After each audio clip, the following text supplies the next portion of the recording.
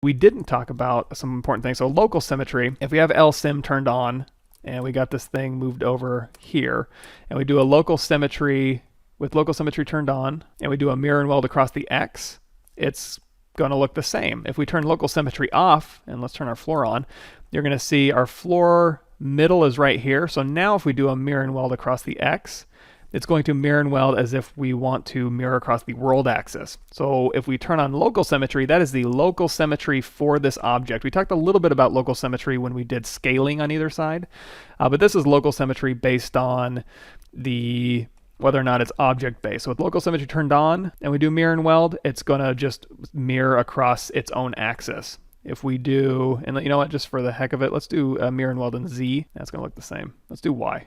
Yes. So now along its own local Y axis, it's going to mirror and weld. If we turn off local symmetry and mirror and weld in the Y, oh, it's going to do the same. I thought I would do it with the floor. You know what? That might be actually where the world axis is, since this is a primitive. Anyway, we'll go back to X here. So mirror and weld across the X. With that turned off, we'll mirror it along the world axis right down the middle. If your object's over here and we have LSym turned on, it's going to mirror and weld it across its own object axis. So let's go ahead and turn that off, mirror and weld, and then we'll do a insert primitive cylinder here on either side, and we'll turn on X symmetry like so. So now if I hit E to go into you know what, and we'll use the gizmo.